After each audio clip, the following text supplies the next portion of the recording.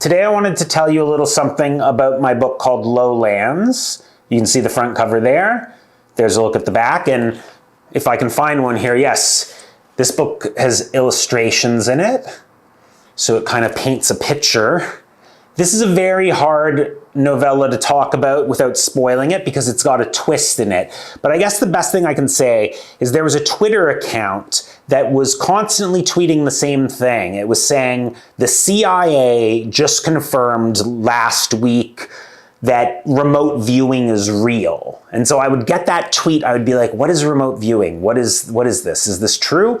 And then I did some research and I found out what remote viewing is. And what remote viewing is it's almost like confirmation that the CIA uses psychics to solve crimes. So they'll put somebody in a room and they'll give them coordinates, like they'll say, this is the longitude and latitude, and the psychic will kind of conjure up their thoughts of what they see, and they have been using this method for many years to solve crimes. And I thought it was very interesting to maybe have a main character that has that ability. And so it's about a girl named Grace and her boyfriend named Tom, and they're living in an apartment complex, and these underground explosions are going on all around the world, and soon it becomes something where it's very close to home. It starts as happening in Iraq and Beirut, these types of things, but then it's like right outside their door.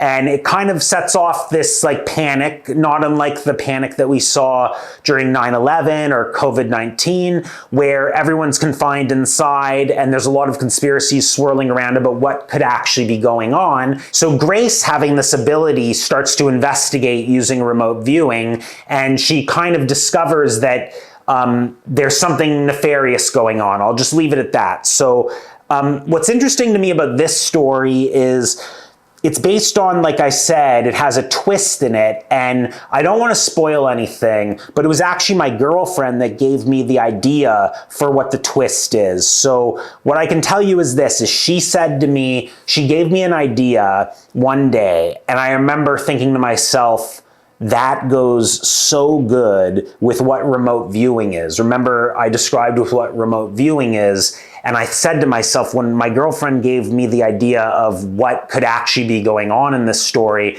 it fit together like peanut butter and jelly. It was like perfect. I completely understood how remote viewing could be, let's just say, a metaphor for something else. And I kind of love this. I won't lie to you, it's an ambiguous story that kind of mostly makes sense as a puzzle piece at the end.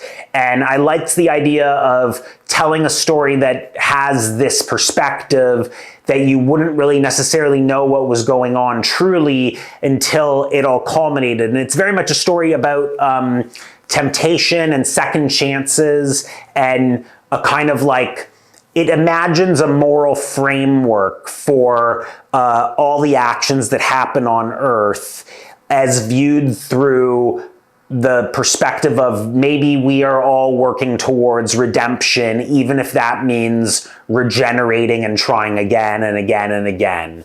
That's all I'll say, and I think that you'll like it. It's a lighter read. It's not too scary. It's called Lowlands, and you can find it on Amazon. It's available now. Thank you.